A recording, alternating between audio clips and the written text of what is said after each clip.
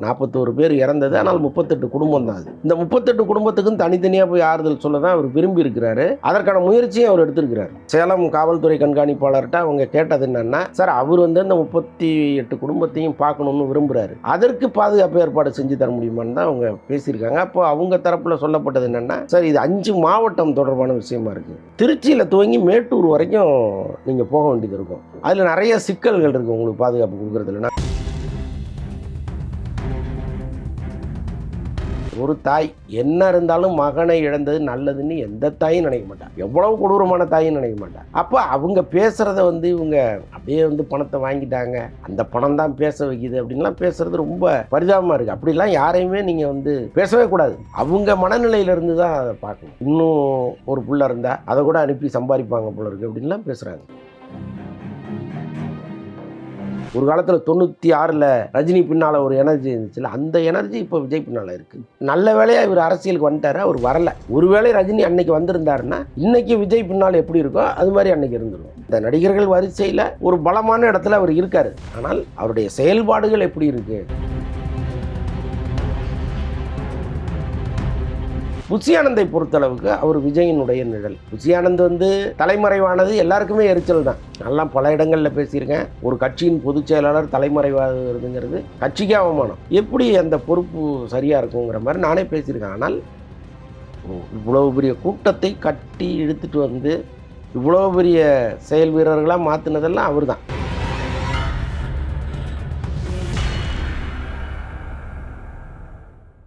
ஆச்சி அதிரசமா விடுங்க, கையில தட்டி சூடான எண்ணெயில பொரிச்சா அதிரசம் ரெடி. வணக்கம் சார். வணக்கம். கரூர் கூட்ட நெரிசலில் உயிரிழந்தவர்களோட குடும்பத்தை வந்து மகாவிபரத்தில் ரிசார்ட்டுக்கு நேரில் அழைச்சி தனித்தனியாக விஜய் வந்து எல்லாத்திட்டையும் ஆறுதல் கூறியிருக்காரு. வந்து அதை சிலர் வந்து காலில் விழுந்து மன்னிப்பை கேட்டுக்காருன்னு கூட சொல்லியிருக்காங்க. அன்றைக்கி பேட்டிகளில் போயிட்டு வந்து அவங்க சொல்லியிருக்காங்க. எப்படி பார்க்குறீங்க இந்த? சார், இங்கே ஒரு பெரிய டிபேட் ஒன்று போயிருக்கு. என்னென்னா, ஒரு கரூருக்கு நேராக போய் அவங்களுக்கு ஆறுதல் சொல்லணும், அதுதான் முறை அப்படின்னு இங்கே பல பேர் ஒரு பெரிய விவாதம் பண்ணிகிட்டு இருக்காங்க. நான் கூட பல சேனலில் அதை நான் பேசியிருக்கேன். பட் அவங்க வந்து சம்மந்தப்பட்டவங்க, அவர் வர சொன்னாலும் சரி, அவர் இங்கே வந்தாலும் சரிங்கிற ஒரு முடிவை எடுக்கும்போது தேர்ட் பர்சனாக பேசுவதற்கு யாருக்குமே உரிமை கிடையாது. இங்கே ஒரு வழக்கம் இருக்கலாம், ஆனால் இந்த வழக்கத்தை தான் நீங்கள் பின்பற்றணும்னு அவரை இன்சிஸ்ட் பண்ணுறது சரியில்லை. ஏன்னா சம்மந்தப்பட்டவர்களே அதை ஒத்துக்கிறாங்க. ஒன்றும் பிரச்சனை இல்லைங்க, நாங்கள் போய் அவரை பார்க்குறோம் அப்படின்ட்டு கிளம்பி வந்துட்டாங்க. இப்போ வந்த பிறகு அவங்களுடைய பேட்டிகளெல்லாம் நம்ம பார்க்கும்போது ரொம்ப உருக்கமாக இருக்குது. ஆக்சுவலாக அவங்க வந்து மிகப்பெரிய மன பாரத்தில் இருக்காங்க. அவரை பார்த்தோன்னே அவருக்கு ஆறுதல் சொல்கிற அளவுக்கு அவங்க சூழ்நிலை மாறி இருக்குது. ஸோ அந்தளவுக்கு அவருடைய தோற்றம், அவர் கதறி அழுதது, இது எல்லாத்தையுமே அவங்க வந்து பார்க்குறாங்க. அவர் எங்கள் காலில் விழுந்தது எங்களால் தாங்கிக்க முடியல, நாங்கள் திருப்பி காலில் விழும்போது அவர் தரையிலே உட்காந்துட்டாரு அப்படின்லாம் அவங்க சொல்கிறதெல்லாம் நம்ம கேட்க முடியுது. அதை அவங்க அவரை மன்னிச்சிட்டாங்க, அவ்வளோதான். ஒரே வரியில் சொல்லணும்னா அவங்க அவரை மன்னிச்சிட்டாங்க. இதில் வந்து முழுக்க முழுக்க அவர் தான் காரணம்னு நம்ம சொல்ல முடியாது. பல்வேறு சூழல்கள் இதுக்கு பின்னாடி இருக்குது. சரியான பாதுகாப்பு கொடுக்காதது ஒரு காரணம்னு தாவேக தரப்பில் சொல்கிறாங்க. நீங்கள் கொஞ்சம் முன்னாடி வந்திருந்தால் சரியாக இருந்திருக்கும்னு இந்த தரப்பில் சொல்கிறாங்க. இப்படி நிறைய காரணங்கள் அடுக்கிட்டு இருந்தால் கூட ஏதோ ஒரு வகையில் ஒரு முக்கியமான காரணமாக இருந்திருக்கிறாரு. அந்த வகையில் அவங்க அந்த சம்மந்தப்பட்ட 41 ஆவிகளும் அவங்கள மன்னிச்சுட்டு இருந்தால் நான் எடுத்துக்கிறேன். ஸோ இந்த நிகழ்வுக்கு பரவாயில்லேருந்து ஒரு விடுபட்டு பழையபடி ஒரு ஆக்டிவான ஒரு பாலிடிக்ஸ்க்கு திரும்பான்னு நினைக்கிறீங்களா? வந்துட்டாரே. இப்போ இன்றைக்கி ஒரு அறிக்கை இப்போ கொஞ்ச நேரத்துக்கு முன்னாடி வந்திருக்கு. பார்த்தீங்கன்னா, இந்த தஞ்சையில் நெல் கிடங்குகள், இந்த நெல் முளைச்சது, விவசாயிகள் எவ்வளோ சிரமப்படுறாங்கங்கிறதெல்லாம் குறித்து ஒரு அறிக்கை ஒன்று வெளியிட்டிருக்கிறாரு. அதான் இந்த ஒரு மாதம் எந்த செயல்பாடுகளும் இல்லாத இந்த கட்சி மீது நிறைய வதந்திகள் வந்துச்சு. முக்கியமான வதந்தி என்னென்னா, கட்சியவே கலைக்க போகிறாங்க. எஸ்.ஏ. சந்திரசேகருடைய அட்வைஸின் பேரில் கடைசியாக இவங்களை கூப்பிட்டு ஒரு ஆறுதல் சொல்லிவிட்டு அப்போவே அவர் அறிவிக்க போகிறாரு அப்படிங்கிற மாதிரிலாம் பல பேர் தகவல்களை பரப்பிட்டு இருந்தாங்க. ரொம்ப சீரியஸாக கூட பல பேர் எடுத்து ஷேர் பண்ணிகிட்டு இருந்தாங்க. ஆனால் இப்போ வந்து இந்த பிரச்சனை இல்லாமல், அதாவது இதை முடிக்காமல் நம்ம ஒரு அரசியல் தொடர்பாக எந்த விஷயமும் செய்யக்கூடாதுன்னு அவர் உறுதியாக இருந்திருக்கிறாரு. நேற்று இந்த சம்பவம் முடிஞ்ச பிறகு இன்னையிலேருந்து ஒரு அரசியலை வேகப்படுத்தியிருக்காருன்னு தான் அதை எடுத்துக்க வேண்டியது. 2 தரப்பு சம்மந்தப்பட்ட விஷயம் 2 தரப்புக்குமே அது சரிதான். வந்து அவர் போக வேண்டியவருக்கும் போக முடியலங்கிறனால அவர் வரணும்னு எதிர்பார்க்குறவங்களும் எங்களுக்கு அது ஒரு பெரிய கம்ப்ளைண்ட் இல்லைன்னு சொல்லிட்டாங்க. ஆமாம். அப்படின்னாலும் கூட வந்து நம்ம தமிழ் மரபில் துக்க விசாரிப்பு அப்படிங்கிறது வந்து பாதிக்கப்பட்டவங்களை நேரில் போய் பார்த்து விசாரிக்கிறது அப்படிங்கிறது ஒரு மரபு இருக்குது. அப்படிங்கிறப்ப இது ஒரு விஜய் வந்து ஒரு புது பழக்கத்தை ஏற்படுத்துறாரு. நாளைக்கு வந்து பணத்தை தூக்கிட்டு வீடு வீடாக போக வேண்டியது இருக்குமா அப்படிங்கிற ஒரு கேள்வியெல்லாம் இன்றைக்கி சமூக வலைதளங்களை எழுப்புறாங்க. நியாயமான கேள்விகள் தான். அதை எதுவுமே ரொம்ப அநியாயமாக அவங்க கேட்குறாங்க அப்படின்லாம் நம்ம சொல்ல முடியாது. ஏன்னா காலகாலமாக நம்ம பின்பற்றி வந்த மரபு அது. ஆனால் இதில் இருக்கிற நடைமுறை சிக்கல்களை அவங்க சொல்கிறாங்க. விஜய் வெளிப்படையாக சொல்லலைனாலும், புசி ஆனந்த், நிர்மல்குமார் மாதிரி ஆட்கள் வெளியில் வெளிப்படையாக சொல்லலைனாலும், அவருக்கு கீழே இருக்கிற பல பேர் விசாரிச்சுட்டு தவேகாவை சேர்ந்த அவங்களுடைய கொள்கை பரப்பு செயலாளர்கள்னு வச்சுங்களேன், பல சேனலில் உட்காந்து பேசுகிறாங்க. அவங்க பேசும்பொழுது அதெல்லாம் அவங்க சொல்கிறத பார்த்தா அங்கே ஏதோ பெரிய சிக்கல் இருக்குங்கிற மாதிரி நம்ம புரிஞ்சுக்க வேண்டியதாக இருக்குது. சரி, ஓகே, நாமளாக விசாரிப்போம் என்ன நடந்ததுன்னு. அப்படி விசாரித்தோம்னா என்ன சொல்கிறாங்கன்னா, இந்த 41 அதாவது 38 குடும்பம், 41 பேர் இறந்தது, ஆனால் 38 குடும்பம் தான் அது. இந்த 38 குடும்பத்துக்கும் தனித்தனியாக போய் ஆறுதல் சொல்ல தான் அவர் விரும்பி இருக்கிறாரு.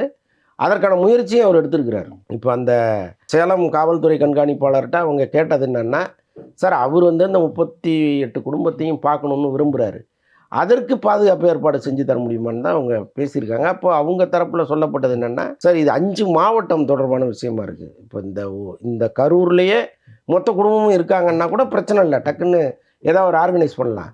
திருச்சியில் துவங்கி மேட்டூர் வரைக்கும் நீங்கள் போக வேண்டியது இருக்கும் இந்த 38 வீடுகளையும் பார்க்கணும்னா. அதில் நிறைய சிக்கல்கள் இருக்குது. உங்களுக்கு பாதுகாப்பு கொடுக்குறதுல நாங்கள் உங்களை பின்தொடர்ந்து வர்றது இது ஒரே நாளில் நடக்கிற விஷயம் இல்லை. ஸோ இப்போ இவ்வளவும் இருக்குது. அதனால் மாற்று ஏற்பாடு நீங்கள் பண்ணுங்கள், ஒரு மண்டபத்தை ரெடி பண்ணிட்டு எங்களுக்கு சொல்லுங்கன்னு அவங்க தரப்பில் சொல்லிட்டாங்க. நாங்கள் அந்த மண்டபத்துக்கு நீங்கள் வந்துட்டு போகிறதுக்கு என்ன பாதுகாப்போ நாங்கள் கொடுக்குறோம் அப்படின்னு சொல்லிட்டாங்க. இப்போ மண்டபம் பார்க்க போகும்பொழுது அங்கே யாருமே கொடுக்கலங்கிறது இவங்களுடைய கம்ப்ளைண்ட். அதையே பல பேர் கேலியாக பேசுகிறாங்க. அது எப்படி இவ்வளோ பெரிய ஒரு தலைவருக்கு அவருக்கு தெரிஞ்சவங்கன்னு ஒருத்தர் மண்டப உரிமையாளர் இருக்க மாட்டாரா, அல்லது அவர் கட்சியில் ஒருத்தர் இருக்க மாட்டாரா, அல்லது ஒரு ஓப்பன் கிரவுண்டில் நீங்களே ஒரு பந்தல் போட்டு அங்கே எல்லாரையும் வர வச்சு பார்க்க முடியாதா அப்படின்லாம் பல கேள்விகளை கேட்குறாங்க. அது நியாயமான கேள்விகள் தான். பட் அவங்க தரப்புலேருந்து பார்க்கும்போது அவங்க ஏதோ ஒரு கணக்கு ஒன்று வச்சுருப்பாங்கல்ல. ஏன்னா இப்போ இவங்க ஒரு உடனடியாக ஒரு கூரை ஒன்று அமைக்கிறாங்கன்னா அது மேக்ஸிமம் உறுதி இல்லாத ஒரு கூரையாக தான் இருக்கும். ஒரு மண்டபம் கொடுக்குற செக்யூரிட்டியை ஒரு கூரை கொடுத்துட முடியாது.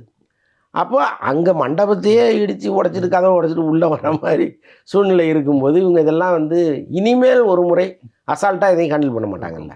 ஏற்கனவே பட்டாச்சு. அப்போ இனிமேல் ஒரு விஷயத்தை நம்ம ஜஸ்ட் லைக் தட்னு போக முடியாதுல்ல. அப்போ அவங்க இன்னும் உறுதியான ஒரு விஷயமா அது இருக்கணும்னு பார்க்குறாங்க. சரி, ஓகே, நாமக்கல்லில் ஒரு பெரிய மண்டபம் இருக்க ஒரு தரத்துக்கு ரெடியாக இருக்கார், நம்ம அங்கே அந்த கூட்டத்தை வச்சுக்கலான்னு பேசும்பொழுது பார்த்தா அவர் அதிமுக பிரமுகரா, ஒரு அதிமுக பிரமுகருடைய மண்டபத்தை நாம் பயன்படுத்தினோம்னா நாளைக்கு பார்த்தீங்களா எல்லாமே அதிமுக தான் இவங்களை இயக்குதுன்னு நாளைக்கு சொல்லிடுவாங்க. அதனால் அது வேண்டான்னு விஜய் முடிவெடுத்திருக்கிறார். அப்படியே திரும்ப குழம்பி தான் ஃபைனலாக சரி அவங்கள சென்னைக்கு வர வச்சிடலான்னு அவங்க முடிவு பண்ணியிருக்காங்க. அதாவது சென்னைக்கு இவங்கள வர வச்சு பார்க்கணுன்னு முடிவெடுத்துட்டா ஏன் காவல்துறையில் போய் அனுமதி கேட்கணுங்க? நான் கரூர் போகணும் சார், எனக்கு அனுமதி கொடுங்கன்னு கேட்க வேண்டிய அவசியம் இல்லையா? அப்போ இவங்க கேட்குறாங்கங்கும்போது ஏதோ ஒரு போய் பார்த்தணுன்னு நினைக்கிறது தானே உண்மையாக இருக்க முடியும். இப்போ நேற்று எல்லாத்தையுமே சால்வ் பண்ணிட்டார். ஒரு 3 பஸ்ஸில் அங்கேருந்து ஒரு மொத்த குடும்பத்தையும் கொண்டு வந்திருக்கிறாரு. அதில் ஒரு குடும்பம் மட்டும் வரல, ஒரு 37 குடும்பம் மட்டும் வந்ததா சொல்கிறாங்க. ஒரு குடும்பம் அவங்க திமுகவை சார்ந்தவர், அதனால் அவங்க வரலன்னு சொல்லிட்டாங்க போல. அதில் ஒருத்தவங்க பணத்தை கூட திரும்ப அனுப்பிச்சிருக்காங்க. ஆமாம், அதுவும் நடந்திருக்கு. அவங்க நேரில் ஆறுதல் சொல்லுவார்னு எதிர்பார்த்துருப்பாரு போல இருக்கு. அதனால் அவங்களுக்கு ஒரு அதிருப்தி, அவங்க திருப்பி அனுப்பியிருக்காங்க. பட் அதையும் ஏதோ அனுப்புனாங்க ஒரு கோபத்தில் இருக்காங்கன்னு இவங்க தாவேகாவலை எடுத்துக்காம விஜயே அவங்கள்ட்ட ஃபோனில் பேசி அல்லது எப்படியோ ஒரு அவங்கள கன்வின்ஸ் பண்ணி அந்த பணத்தை திருப்பி அனுப்புறது தான் நியாயமாக இருக்கும். அதை அவங்க செய்வாங்கன்னு நம்ம நம்புவோம். இப்போ கரூர் தமிழ்நாடுன்னா மகாபலிபுரமும் தமிழ்நாடு தான். கரூரில் மண்டபம் கிடைக்கலங்கிறாங்க. அப்புறம் மகாபலிபுரத்தில் எப்படி கிடச்சிச்சு? அரசு தடுக்கதாக இருந்தால் மகாபலிபுரத்துலேயே தடுத்துருக்க முடியும் தானே. ஆக்சுவலாக இந்த மகாபலிபுரத்தில் அவங்க ஏற்கனவே இந்த கல்வி திருவிழா நடத்துறதுக்காக இடம் பார்க்கும்போது அங்கேயே பல பேர் அதெல்லாம் இடம் தர முடியாதுன்னு சொல்லியிருக்காங்க. அப்புறம் கடைசியாக இந்த இடம் தான் எப்போவுமே அவங்களுக்கு விஜய்க்கு ஆதரவாக இருக்கிற இடமா இருக்குது. அது என்ன பேக்ரவுண்ட் நமக்கு தெரியல. அதனால் இங்கேயும் ஏதோ அவங்களுக்கு பிரச்சனை இருந்ததெல்லாம் சொல்கிறாங்க. எல்லாமே சொல்லக்கூடியது தாங்க. இப்போ நம்ம அதிகாரப்பூர்வமாக இது இப்படி நடந்ததுன்னு நமக்கு தெரியாது. அவர் சொன்னார், இவர் சொன்னார்னு தாவேகாவை பொறுத்தளவுக்கு ஒரே மைனஸ் அதுதான். அவங்க எதையுமே ஒரு எழுத்துப்பூர்வமாகவோ அல்லது கட்சியினுடைய கருத்து இதுதாங்கிற மாதிரியோ இது வரைக்கும் அவங்க இந்த விஷயங்களில் வெளிப்படையாக சொல்லலை. அப்படி இருக்கும்போது நம்ம கேள்விப்படுகிற தகவலை தான் தொடர்ந்து இங்கே பதிவு பண்ண வேண்டியதாக இருக்குது. அதுதான் ஊடகங்களுக்கும் அவர் மீது ஒரு பெரிய வெறுப்பை ஏற்படுத்தியிருக்கு. இப்போ பல மெயின் ஸ்ட்ரீமில் என்ன பண்ணுறாங்க, சார் நடைமுறை வழக்கம்னு ஒன்று இருக்குது, இந்த வழக்கத்தையே உங்கள் கட்சி மாற்றிக்கிட்டு இருக்கு, அது சரியில்லைங்கிறது தான் அவங்க வைக்கிற குற்றச்சாட்டாக இருக்குது. பட் விஜய் தரப்பை பொறுத்தளவுக்கு இந்த ஊடகங்கள் இவ்வளவு பரபரப்பை கிரியேட் பண்ணாமல் எப்போ பார்த்தாலும் இதை ஒரு பெரிய விவாதமாக கொண்டு போகாமல் இருந்திருந்தால் இந்த இந்த வெப்பத்தன்மை கொஞ்சம் குறைஞ்சிருக்குமோன்னெலாம் அவர் ஃபீல் பண்ணுறாரு. ஸோ அதன் காரணமாக தான் ஊடகங்களே வேண்டாம், இந்த சம்பவத்தின் போது கூட யாருமே வராதிங்க, யாருக்குமே அழைப்பு இல்லைன்னு சொல்லி அவ்வளோ பெரிய பவுன்சர் கூட்டத்தை முன்னாடி நிறுத்திட்டாங்க. அதை தாண்டியும் இவங்க ஜூமெல்லாம் போட்டு என்னமோ எடுத்து அதை தொடர்ந்து ஒளிபரப்பிட்டு இருந்தாங்க. அது என்னென்னா கண்டென்ட் வைஸாக அவங்களுக்கு அது ஒரு பெரிய மெட்டீரியலாக இருக்குது. இப்போ உலகம் முழுக்க வாழ்கிற தமிழர்கள் இது என்ன நடக்குதுன்னு தெரிஞ்சுக்க விரும்புகிறாங்க. அப்போ எப்படியாவது இதை எடுத்துட மாட்டோமான்னு போய் எடுக்கிறாங்க. அதில் ஒரு வியாபார நோக்கம் இருக்குது. இப்போ வெளியில் என்ன நடக்குது அப்படின்னா, நாட்டில் எவ்வளோ பிரச்சனைகள் இருக்குது, இதெல்லாம் விட்டுட்டு நீங்கள் விஜய் பின்னாலேயே சுற்றிட்டு இருக்கீங்களே, இது சரியா முறையான்னு பல பேர் கேள்வி கேட்க ஆரம்பிச்சிட்டாங்க. விஜய் வீட்டிலேருந்து கிளம்பும்போது ஃபாலோ பண்ணுறீங்க, அவர் எங்கெல்லாம் போகிறாரோ நீங்கள் ஃபாலோ பண்ணிட்டே வரதெல்லாம் ஒரு ஊடகம் செய்கிற வேலையா அப்படின்லாம் கடுமையான குற்றச்சாட்டை வைக்கிறாங்க. அதற்கு பின்னால் ஒரு வியாபாரம் இருக்குது. அவங்களுக்கு இலவசமாக ஒரு கண்டென்ட் கிடைக்கிது, அதை நாள் முழுக்க அவங்க போடுறாங்க, அதன் காரணமாக ஒரு பெரும் கூட்டம் உள்ளே வராங்க, ஒரு ரெவென்யூ இருக்குங்கிறதுக்காக அதை பண்ணுறாங்க. இதை நீங்கள் வியாபார நோக்கமாக தான் பார்க்க முடியுமே தவிர, ஏதோ எல்லாருமே சேர்ந்து தாவேக்காவை கொண்டு வந்து ஆட்சி கட்டில் உட்கார வைக்கணும்னு போராடுறாங்கங்கிற மாதிரி இங்கே எடுத்துக்கிறாங்க. ஸோ அதன் விளைவு தான் இவ்வளவு விமர்சனங்கள். பட் என்ன இருந்தாலும் ஒரு கட்சின்னா அதுக்குன்னு சில கோட்பாடுகள் இருக்குது. இப்படியெல்லாம் அதை ப்ரெசன்ட் பண்ணணும், ஒரு பொதுக்கூட்டம் நடந்ததுன்னா இது இப்படி சொல்லணும், இப்படி ஒரு அறிக்கையை வெளியிடணும் அப்படிங்கிறதெல்லாம் இருக்குது. பட் அதை இவங்க அதை பிரேக் பண்ணுறாங்க. ஒரு கட்சின்னா இப்படி தான் இருக்கணுமா, ஏன் இப்படி இருந்தால் என்ன அப்படின்னா அவங்க ஒரு ஃபார்முலாவை கொண்டு வராங்க. அது போக போக பழகிறோம்னு நினைக்கிறேன் நான். இன்னொன்று சார் இப்போ பொதுவாக என்ன சொல்கிறாங்கன்னா, திமுக சைட்லேருந்து ஒரு ஆளுங்கட்சி தரப்புலேருந்து ஒரு அழுத்தம் இருந்தது அப்படிங்கிறது. ஆனால் இன்னொரு தரப்பில் என்ன வைக்கப்படுது, விமர்சனம் வைக்கப்படுதுன்னா, இவ்வளோ இன்சிடென்ட் நடந்திருக்கு, ஒரு மாவட்ட செயலாளர் மட்டும்தான் அரெஸ்ட் பண்ணியிருக்காங்க. அரசாங்கம் ஒரு மென்மையாக இந்த போக்கை கையாளுது, இன்னும் கைது பண்ணியிருக்கணும், உடனடி நடவடிக்கைகள் எடுத்திருக்கணும். உதாரணமாக ஒரு கிரிக்கெட் ஸ்டேடியத்தில் ஒரு 11 பேர் இறந்து பண்ண உடனே ஒரு ஐபிஎஸ் லெவலில் 4 பேர் சஸ்பெண்ட் பண்ணாங்க, அந்த போலீஸ் ஆஃபீஸர் சஸ்பெண்ட் பண்ணாங்க. சம்மந்தப்பட்டவங்க மேல் நடவடிக்கை எடுத்து உடனே ஒரு நீதிபதி தலைமையில் ஒரு குழு போட்டு ஒரு கூட்ட நெரிசல் தடுப்பு சட்டம்னு ஒரு சிறப்பு சட்டத்தை ஆகிட்டு விடுறாங்க. அந்த அளவுக்கு தமிழ்நாடு அரசு செயல்படலை, இது ஒரு மென்மையாக கையாளுறாங்க. குறிப்பாக அவங்க ஒரு பேக் ஃபயர் ஆகிடக்கூடாது நம்மளுக்கு அப்படின்னு பயப்படுறாங்க அப்படின்னு தான் சொன்னாங்க. ஆமாம், இந்த மாதிரி ஒரு நிலைமையில் அரசாங்கம் இந்த அளவுக்கு மண்டபங்கள்லாம் தடுத்துருக்குன்னு நினைக்கிறீங்களா? இல்லைங்க, எதையுமே மறைமுகமாக செய்கிறதானே, அது உறுதியாக நமக்கு தெரியாது. இவங்க சொல்கிறத நம்ம அப்படி புரிஞ்சுக்கிறோம். இப்போ இவங்க சொல்கிறது நம்ம ஒரு வகையில் நம்பித்தானே ஆக வேண்டியதாக இருக்குது. என்ன நடக்கலையே, அப்போ நம்பித்தான் ஆக வேண்டியதாக இருக்குது. இன்னொன்று இப்போ நீங்கள் சொன்னீங்க இல்லையா, மென்மையான போக்கை கையாள வேண்டிய சூழ்நிலையில் அவங்க இருக்காங்க. இப்போ இதுவே விஜய்க்கு நடந்த சம்பவம் வேறொருத்தருக்கு நடக்குதுன்னு வைங்களேன், பெரிய கொந்தளிப்பாக மாறி இருக்கும். மக்கள் மத்தியில் அது பெரிய கொந்தளிப்பாக மாறி சம்மந்தப்பட்ட கட்சிக்காரர்களுடைய வீடுகளெல்லாம் சூறையாடுற நிலைமைக்கு போயிருப்பாங்க. ஆனால் விஜய் மீது ஏனோ ஒரு சாஃப்ட் கார்னர் இவங்களுக்கு இருக்குது. அது சரியாக தப்பாங்கிறத அவங்க தான் முடிவு பண்ணிக்கணும். ஆனால் இவ்வளோ பெரிய சம்பவம் நடந்த பிறகும் அவங்க விஜய்க்காக தான் பரிதாபப்படுறாங்க. இப்போ பாருங்கள், இன்றைக்கி பேசுனா அவ்வளோ பேரை நீங்கள் பார்த்தீங்கன்னா, அவர் தரையில் உட்காந்துட்டார், அவர் எங்கள் காலில் விழ வந்தார், அவர் அழுதார், அவருடைய உடல்நிலை இப்படி இருக்குது அப்படின்னு அவங்க அவருக்காக தான் கவலைப்படுறாங்க. இந்த வினோதத்தை நீங்கள் வேற எங்கேயுமே பார்க்க முடியாது. அப்போ அரசாங்கம் பயப்பட தானே செய்யும். ஏதாவது நம்ம அதிரடியாக ஒரு ஆக்ஷன் எடுத்தோம்னா அது பேக் ஃபயராக மாறிடுச்சுன்னா என்ன பண்ணுறது? அப்போ இதை கவனமாக தான் டீல் பண்ணணும்னு அவங்க நினைக்கிறாங்க. எல்லாத்துக்குமே ஒரு ஆச்சரியம் தர்ற விஷயம் என்னென்னா, இப்போ மக்களுக்கு விஜய் மேலே கோபம் இல்லை. அவர் என்ன பண்ணுவார், நாங்கள் தான் போய் மாட்டிக்கிட்டோங்கிற மாதிரி தான் பாதிக்கப்பட்ட குடும்பத்தினு சொல்கிறாங்க. மற்றவங்களும் வெளிப்படையாக நிறைய பேர் அந்த மாதிரி தான் சொல்கிறாங்க. ஸோ மக்கள்கிட்ட பெரிய கோபங்கள் இல்லை விஜய் மேலே. இது எப்படி பார்க்குறீங்க? இது எல்லாத்துக்குமே ஒரு ஆச்சரியமாக இருக்குது. சிலர் கொஞ்சம் குறிப்பாக ஒரு அம்மா பேட்டி கொடுத்தாங்க, என் பையன் போனாலும் விஜயோட பையன் அவங்க நல்லா இருக்காங்க அப்படிங்கிறத நான் பார்க்குறேன்னா, அந்த அம்மாவை எல்லாரும் இதிலெல்லாம் ரொம்ப வைரலாக திட்டிகிட்டு இருக்காங்க.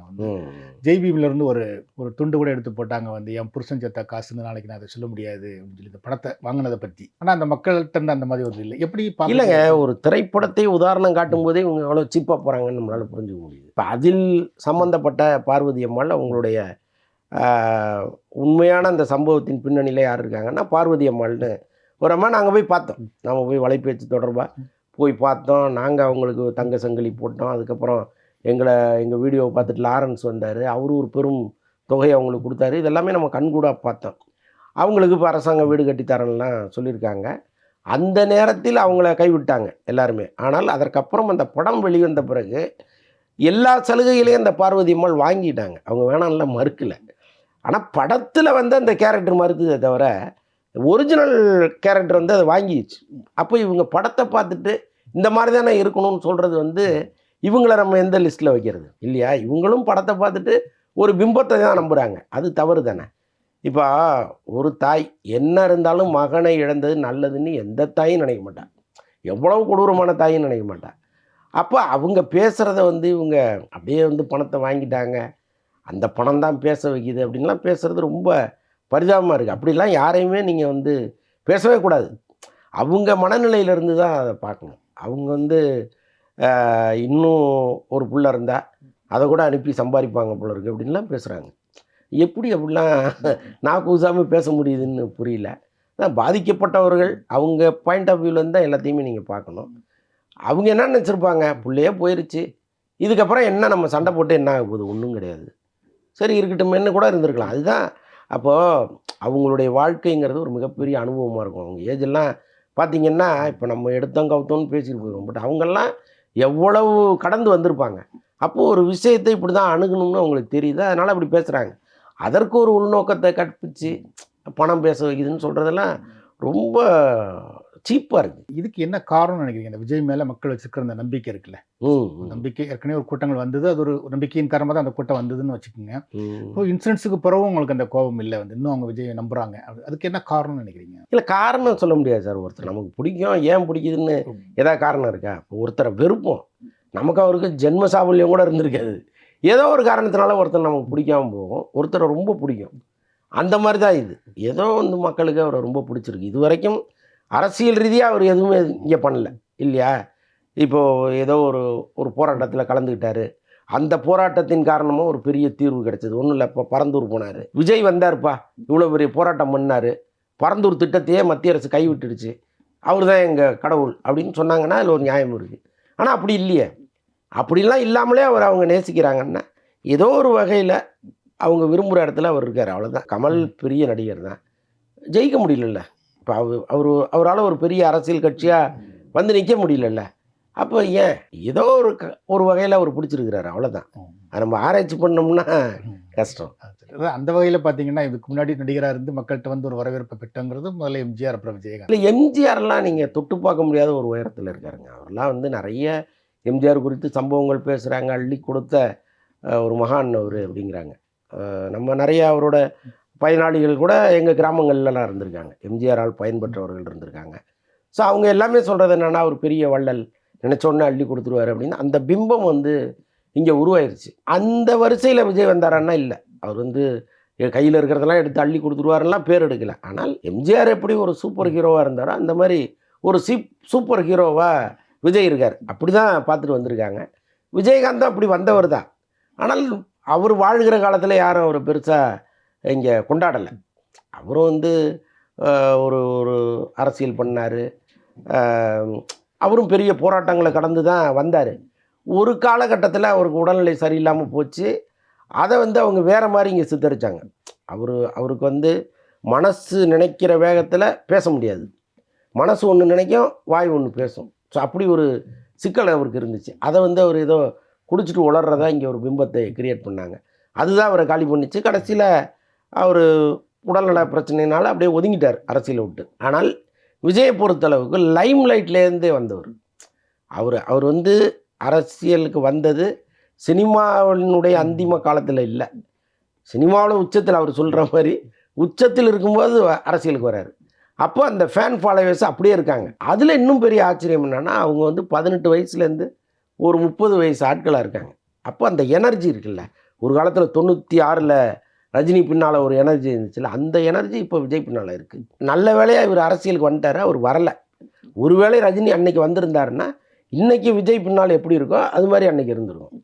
அப்போ அந்த நடிகர்கள் வரிசையில் ஒரு பலமான இடத்துல அவர் இருக்கார். ஆனால் அவருடைய செயல்பாடுகள் எப்படி இருக்குது, இன்னும் இப்போ நேற்றோட அவருக்கான அந்த தடை காலங்கிறது முடிஞ்சிடுச்சுன்னு வச்சுங்களேன். இதற்கப்புறம் அப்படி ஃபாஸ்ட்டாக எந்திரிச்சு ஓட ஆரம்பித்தாருன்னா அரசியலில் ஒரு மிக முக்கியமான இடத்தை அவர் அடையலாம், அதில் ஒன்றும் சந்தேகம் இல்லை. ஸோ 30 நாள் இப்படி இருந்தது இருக்குல்ல, வெளியே அதிகமாக பேசாமல் ஒரு மௌனமாக இருந்தது, அதை எப்படி பார்க்குறீங்க? அது மாதிரி இருந்திருக்க வேண்டிய அவசியம் இல்லைன்னு தான் எனக்கு தோணுச்சு. இப்போ நான் வந்து பல வீடியோக்களில் பேசினது தான் அவர் அப்புறம் செஞ்சார். என்னென்னா நீங்கள் வந்து நேரில் போய் ஆறுதல் சொல்லணுங்கிறது இப்போதைக்கு நடக்க போகிறது இல்லை. பலவிதமான சட்ட சிக்கல்கள் இருக்குது, உங்களுக்கு போகிறதில்ல சிக்கல்கள் இருக்குது. உடனடியாக அவங்கள்ட்ட வீடியோவில் பேசுகிறதுக்கு உங்களுக்கு என்ன தயக்கம்? முதல்ல அதை செஞ்சிடலாம்ல நீங்கள் அப்படின்னு நான் தொடர்ந்து பேசிகிட்டே இருந்தேன். ஒருவேளை அது அவருடைய காதுகளில் விழுந்துச்சா என்னன்னு தெரில. அதுக்கப்புறம் தான் எல்லாத்தையுமே வீடியோ காலில் பேசினார். அதற்கப்புறம் அந்த உதவித்தொகையும் டக்குன்னு அவர் ஆன்லைன்லேயே ட்ரான்ஸ்ஃபர் பண்ணது.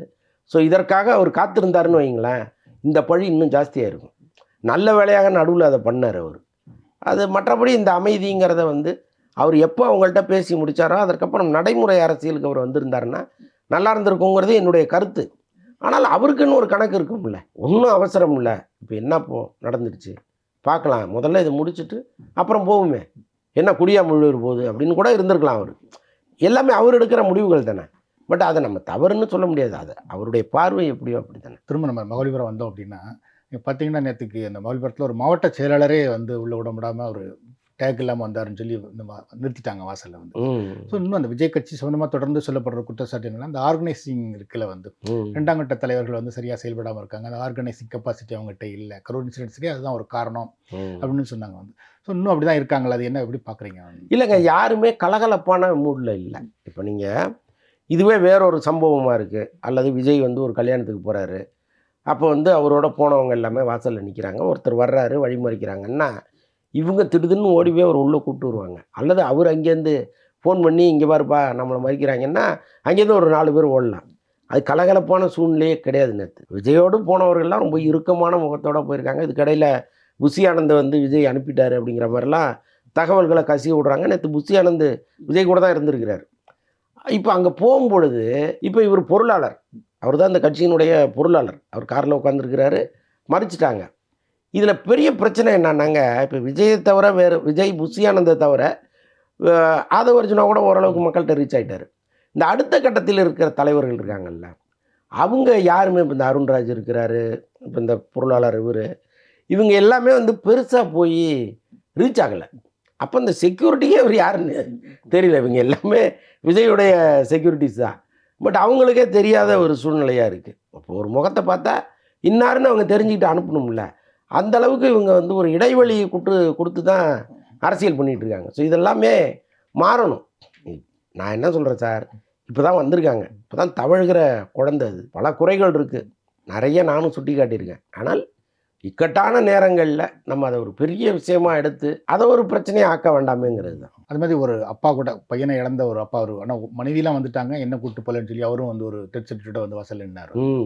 அதான் சார், இப்போ அங்கே இருக்கிற ஆர்கனைசர்ஸ் தான் அதை பார்த்துருக்கணும். இப்போ அங்கே இருக்கிற மாவட்டத்தில் இருக்கிற 2ஆம் கட்ட 3ஆம் கட்ட தளபதிகள் தான் போய் இந்த குடும்பம் அப்படின்னு பேசி ஒரு குடும்பத்துக்கு எத்தனை பேர் வர்றது, எத்தனை பஸ்ஸு ஆர்கனைஸ் பண்ணுறது, அவங்களுக்கு ஃபுட்டு என்ன, எல்லாமே அவங்க தான் பார்க்கணும்.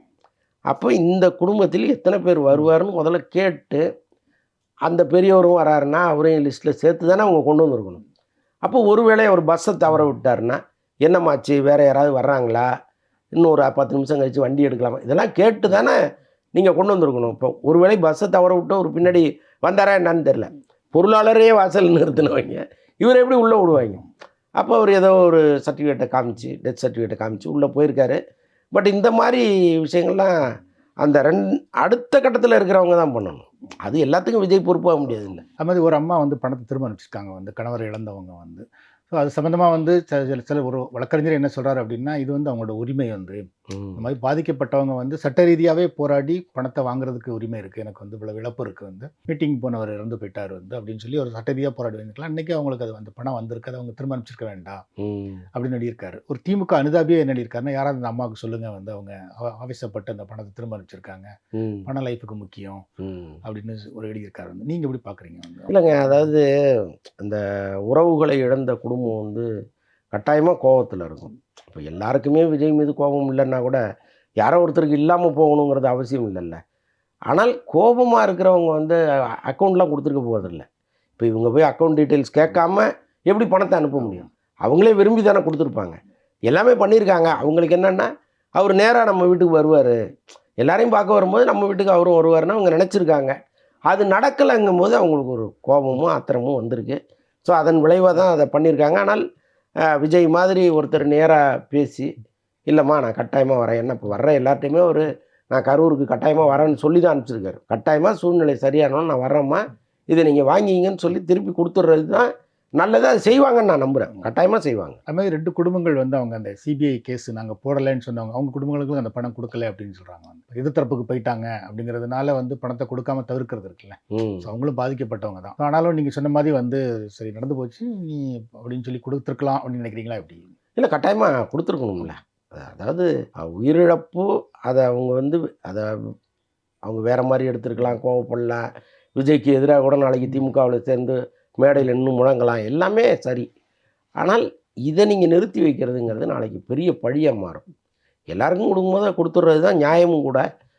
அது ஒருவேளை இப்படி நடந்திருந்தா எனக்கு தெரியாது, அப்படி தான் நடக்குதான்னு எனக்கு தெரியல. நடந்திருந்தா விஜய் வந்து பாரபட்சம் பார்க்காம கொடுக்கணுங்கிறது தான் சரி. அது புஷி ஆனந்துக்கு வந்தோம் அப்படின்னா நீங்கள் சொன்னீங்க வந்து புஷி ஆனந்த் சம்மந்தமாக வந்து நிறைய தகவல் வந்துச்சு. புஷி ஆனந்த் வந்து ஆர்கனைசிங் கெப்பாசிட்டி அவருக்கு இல்லை அப்படிங்கிறது தான் அவ்வளோ பிரச்சனைக்கும் காரணம். சம்பவம் நடந்த பிறகு கூட அவர் வந்து ஒரு வீடியோ வந்தது வந்து குரலுக்கு வெளியே நின்றுட்டு என்ன பண்ணுறதுன்னு தெரியாமல் முடிச்சுட்டு இருக்கேன் அப்படின்னு சொல்லி ஒரு வீடியோ வந்தது வந்து. இப்போ நிறைய வந்தது வந்து புஷி ஆனந்த் இடத்துல வந்து எஸ் சந்திரசேகர் இருந்திருந்தாருன்னா அதை சரியாக ஹேண்டில் பண்ணியிருப்பார், விலை சிக்கலுக்குள்ளே விஜய் மாட்டிருக்க மாட்டார் அப்படிலாம் வந்துச்சு. திரும்ப புஷி ஆனந்தை வெளியே தள்ளிட்டு வந்து எஸ் சந்திரசேகர் பொறுப்பேற்றுக்க போகிறார் அப்படிலாம் தகவல் வந்துச்சு. எஸ்சிஎஸ்சி அவர் எப்படி இருந்தாலும் மகன் ஒரு விக்கெட்டில் சிக்கிட்டாருன்ட்டு உடனே ஃபோன் பண்ணியிருக்கிறாரு, அவங்க பேசியிருக்காங்க. அவங்களுக்கு இடையில இருந்த அந்த விரிசல் குறைஞ்சிருச்சு.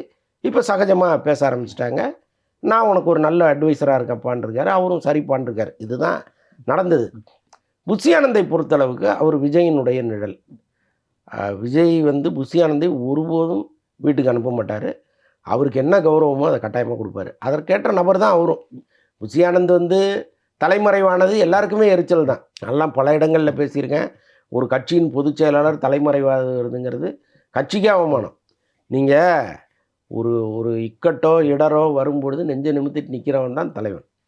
இப்போ நீங்கள் வந்து ஓடி போயிட்டீங்க அப்படின்னா எப்படி அந்த பொறுப்பு சரியாக இருக்குங்கிற மாதிரி நானே பேசியிருக்கேன். ஆனால் இவ்வளோ பெரிய கூட்டத்தை கட்டி இழுத்துட்டு வந்து இவ்வளோ பெரிய செயல் வீரர்களாக மாற்றினதெல்லாம் அவர் தான்.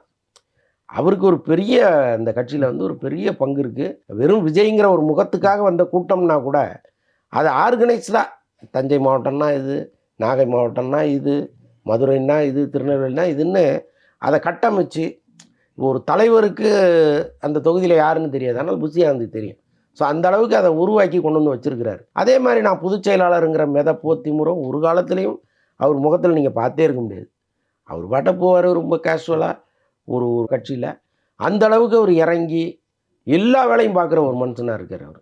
ஸோ அப்படிப்பட்ட ஒரு தளபதியை எப்படி விஜய் அனுப்புவார்? அதெல்லாம் வந்து வெளியில் வருகிற வதந்தி தான். அதனால் அவர் இவ்வளோ பெரிய சம்பவம் நடந்த பிறகு ஓடி போனது தவறு. ஆனால் ஒரே அடியாக அது வந்து பெரும் குற்றம். அது நீ கட்சியிலே இருக்கக்கூடாது ஓடுன்னு விரட்டுற அளவுக்குலாம் அது குற்றம் கிடையாது. அதுமாதிரி பார்த்தீங்கன்னா அந்த இன்சிடென்ட் நடந்த பிறகு வந்து பார்த்திங்கன்னா பொதுச்செயலர் உட்பட எல்லாருமே சைலண்ட் ஆகிட்டாங்க, வந்து யாரையும் வெளியே வரல. அந்த மாதிரி நிலைமையில் வந்து தவக சார்பாக தவக சப்போர்ட் பண்ணி பேசுனதுங்கிறது பெரும்பான்மை அதிமுககாரங்களும் பிஜேபி தான். வந்து நீங்கள் அந்த வழக்கை போட்டு அந்த ஒரு சிபிஐக்கு அதை கொண்டு போனதுமே கூட அவங்க தான் வந்து பெரும்பான்மை இருந்தாங்க. அது ஒரு ஜனாதிபதி வழக்கு போட்டாருன்னா கூட சிபிஐக்கு போனதுக்கு கேஸ் போட்டது வந்து பிஜேபி தான் போட்டாங்க. அது மாதிரி அதிமுக சார்பில் அந்த 2 பேரும் போய் போட்டாங்க. இப்போ இந்த மாதிரி நிலைமையில் இப்போ அதிமுக என்ன சொல்கிறாங்கன்னா, ஒரு விஜய் வந்து கூட்டணிக்கு தனியாக நின்னாருன்னா வந்து அது ஒரு பிரயோஜனம் இல்லாமல் போயிடும்.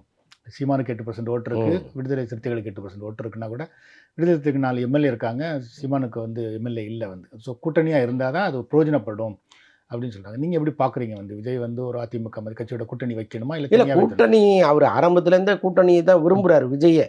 நம்ம சொல்கிறத விட்டுருங்க, அவரே கூட்டணிக்குள் போகணும்னு தான் விரும்புகிறாரு. ஆரம்ப காலத்தில் அதிமுகவோட அவங்க பேச்சுவார்த்தையை நடத்தியிருக்காங்க. அப்போ கூட்டணி விருப்பம் இல்லாமல் ஏன் அவர் பேச்சுவார்த்தையை நடத்த போகிறாரு? ஸோ அதனால் ஏற்கனவே இருக்கிற தொடர்பு தான் அது. அந்த தொடர்பின் அடிப்படையில் தான் இவங்க விஜய் வந்து நம்ம விட்டுறக்கூடாது இந்த நேரத்தில்னு இறங்கி வராங்க, சப்போர்ட் பண்ணுறாங்க. இன்னொன்று அவங்களுடைய நேரடி எதிரி திமுக, விஜயினுடைய நேரடி எதிரி திமுக. அப்போது எதிரிக்கு எதிரி நண்பனுங்கிற மாதிரி இவங்க வர்றாங்க.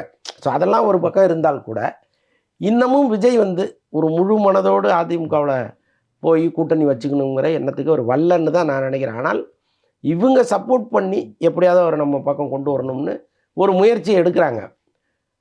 இன்றைக்கி நீங்கள் கூட்டணி வைக்காமல் ஆட்சியை பிடிப்பதுங்கிறது எந்த கட்சிக்கும் சாத்தியம் இல்லை. ஒரு தனி கட்சியாக இருந்து அவங்க ஜெயலலிதா அம்மா காலத்துலேயும் சரி, கலைஞர் காலத்துலேயும் சரி, கூட்டணி இல்லாமல் அவங்க ஜெயிச்சதில்லை. அவ்வளோ பெரிய தலைகளுக்கு அதுதான் நடக்க போகுதுன்னா நடக்குதுன்னா, இப்போ விஜய் மாதிரி உள்ளே வர்றவர் அறிமுகமாகி இப்போ தான் அரசியல்னா என்னென்னே கற்றுக்கிறாரு. நான் தனித்து நின்று ஆட்சி பிடிச்சிருவேங்கிறது நடக்காத விஷயம்.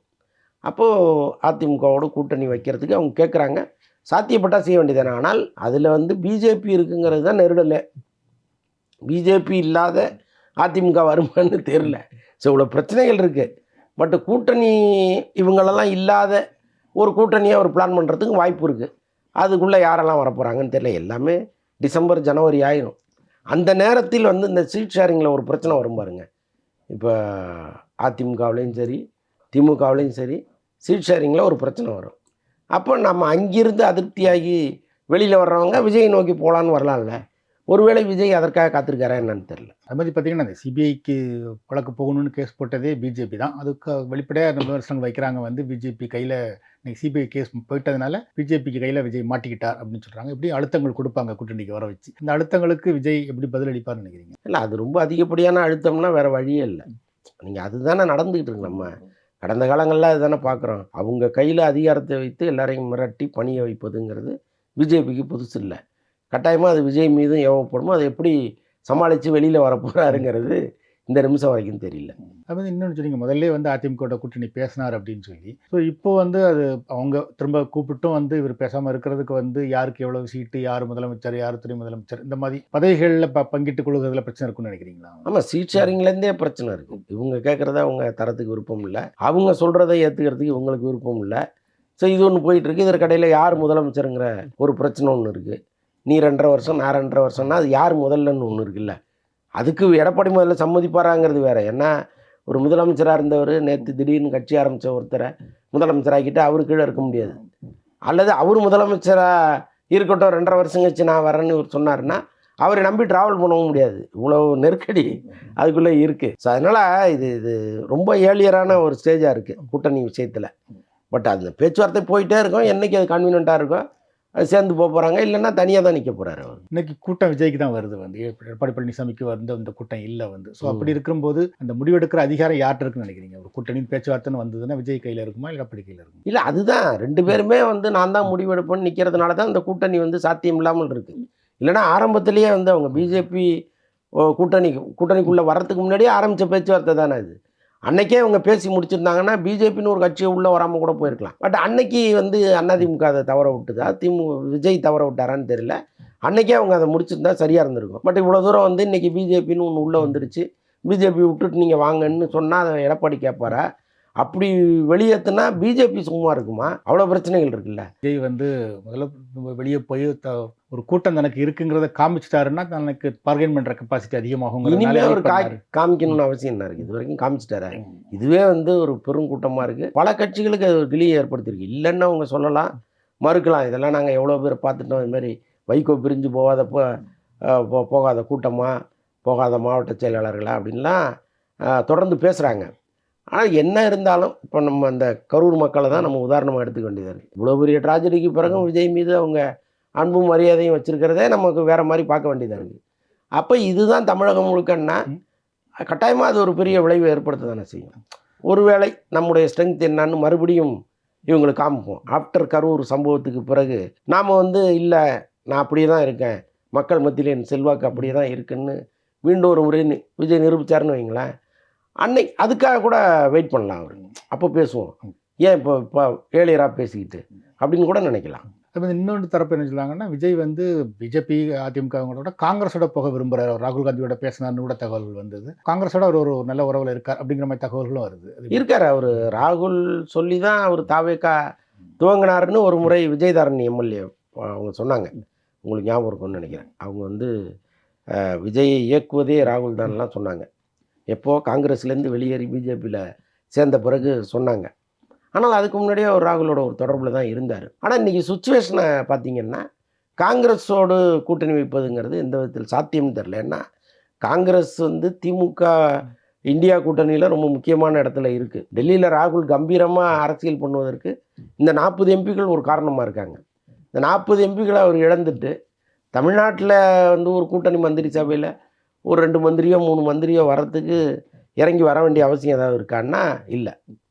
அவருக்கு டெல்லி அரசியல் ஒட்டுமொத்த இந்திய அரசியல் தான். ஒரு ஸ்டேட் அரசியலை வச்சுக்கிட்டு அவர் எந்த விஷயத்தையும் முடிவெடுக்க மாட்டாருங்கிறது என்னுடைய நம்பிக்கை. அதுதான் அப்படி தான் பார்க்கவும் வேணும் அதை, இல்லையா? அப்போ காங்கிரஸோடு எப்படி கூட்டணி சேர முடியும்? இல்லை அவரு தான் வந்து எப்படி இவங்களோட கூட்டணி வைப்பார்? கரூர் இன்சிடென்ட்ஸுக்கு பிறகு வந்து விஜய்க்கு ஆதரவு மக்கள் மத்தியில் வந்து விஜய்க்கு ஆதரவு பெருகியிருக்கா இல்லை குறைஞ்சிருக்கா? மணி மாதிரி மூத்த அரசியல் விமர்சகர்கள்லாம் என்ன சொல்கிறாங்கன்னா, பாண்டே கூட சொல்கிறாரு, இந்த சம்பவத்துக்கு பிறகு அவருக்கு அதிகரிச்சிருக்கு அப்படின்னு சொல்கிறாரு. பாண்டே கூட ஏதோ ஒரு சாயத்தோட பேசுகிறாருன்னு வச்சுங்களேன். பட் மணியெல்லாம் சொல்லும் பொழுது அவருக்கு செல்வாக்கு ஏறி இருக்குன்னு தான் சொல்கிறாங்க. நீங்கள் இந்த கருத்து கணிப்பு எடுக்கிறவங்கள்ட்டெல்லாம் கேட்டு பார்த்தீங்கன்னா, அவருக்கு எந்த விதத்திலும் குறையில்லைங்க. அவர் வந்து அவருடைய கட்சியவோ அவரையோ சிறுமைப்படுத்தலை. இந்த சம்பவம் வந்து அவங்கள வந்து இன்னும் கொஞ்சம் ஒரு பலப்படுத்தியிருக்குன்னு சொல்கிறாங்க. அது வெறும் சினிமா மாயைன்னு சொல்லிட்டு போக முடியாது. அதை தாண்டி ஏதோ ஒன்று அவங்களுக்கு அவரை பிடிச்சிருக்கு, அவ்வளோதான். இந்த கரூர் இன்சிடென்ட்ஸுக்கு முன்னாடியும் சரி பின்னாடியும் சரி விஜயை பற்றி அதிக விமர்சிக்கிறது வந்து சீமான் தான். வந்து சீமானும் நாம் தமிழர் கட்சியினர் தான் விமர்சிக்கிறாங்க. அதுக்கு ஒரு காரணம் என்ன சொன்னாங்கன்னா, நாம் தமிழர் கட்சியில் வந்து இளைஞர்கள் அதிகம் இருக்காங்க, அந்த வாக்குகளை விஜய் பிரிப்பார் அப்படிங்கிறது அந்த போட்டிக்கு காரணம் அப்படின்னு சொன்னாங்க. வந்து திரும்பவும் இதுக்கு பிறகுமே விஜய் அந்த சீமான் இந்த விமர்சனங்கள் தொடர்ந்து வச்சுட்டு தான் இருக்கார். நீங்கள் எப்படி பார்க்குறீங்க? இல்லை, விஜய் கட்சியினரோ வாலண்டரியாக வந்து சீமானை சீண்டவே இல்லை. அவங்க அமைதியாக கடந்து தான் போகிறாங்க. பட் இருந்தாலும் வம்படியாக சீமானும் சரி, அவருக்கு கீழே இருக்கிற அவருடைய தளபதியும் சரி, விஜயை தொடர்ந்து தரக்குறைவாக விமர்சிக்கிறாங்க. நீங்கள் அரசியல் ரீதியாக விமர்சிக்கலாம், திமுகவோ அல்லது மற்ற கட்சிகளோ விஜயை வந்து விமர்சிக்கிறாங்க. அது ரொம்ப கண்ணியம் தாண்டாமல் தான் இருக்குது. இப்போ நியாயமாக வந்து விஜயை அடியன்னு இறங்கி அடிக்க வேண்டியது திமுக தான். அவங்களே வந்து அந்த நாகரிகத்தை கடைபிடிக்கும்போது நாம் தமிழர் ஏன் கடைபிடிக்காமல் போகுதுங்கிறது பெரிய சந்தேகமாக இருக்குது. அது சீமான் போன்றவர்கள் அவரெல்லாம் வந்து ஒரு காலத்தில் பேசினாருன்னா நான்லாம் நாள் முழுக்க கேட்டுக்கிட்டே இருப்பேன். இப்போ அண்மை காலமாக அவரே வந்து அவருடைய பொறுமையை அடிக்கடி இழக்கிறாரோன்னு தோணுது. அதுக்கு ஒரு வகையில் விஜய் காரணமாக இருக்கார். நீங்கள் சொன்ன மாதிரி நாம் தமிழர்லேருந்து ஒரு குறிப்பிட்ட சதவீதம் விஜய்க்கு போகுங்கிற அளவுக்கு இருக்குது. உள்ளபடியே அவர் இந்த 8.2% வந்ததே விஜய் ரசிகர்களுடைய ஆதரவால் தான். நீங்கள் நல்லா தெரியும், கோட்டு படம் ஃபஸ்ட்டு சிங்கிள் வெளியிடும்போது அப்போ தான் மைக்கு சின்னம் கிடச்சிருக்கு சீமானுக்கு. அந்த சின்னம் கிடைத்து 2 நாளில் இந்த சிங்கிளை வெளியிடுறாங்க. அதில் வந்து அண்ணன் வரவா மைக் எடுக்குவான்னு ஏதோ ஒன்று வரும், ஒரு வரி. சீமானுக்காகவே எழுதப்பட்ட பாட்டு இது அப்படின்னு சொல்லி அந்த மைக் சின்னத்தை கொண்டு போய் பிரபலப்படுத்தினாங்க. அது விஜயின் சின்னம்ங்கிற அளவுக்கு இவங்க போய் சித்தரித்தாங்க. ஸோ அதன் விளைவு தான் விஜய் ரசிகர்கள் கும்பலாக வந்து சீமானுக்கு ஓட்டு போட்டாங்க. இன்றைக்கி அந்த போடப்பட்ட ஓட்டு அப்படியே திருப்பி இங்கே வருதுங்கும்போது அவருக்கு ஒரு கோபம் வரத்தானே செய்யும். ஸோ அதனால் பேசுகிறாரு, அதை நம்ம பார்த்துட்டு கடந்து போக வேண்டியது தான். நன்றி. நன்றி சார்.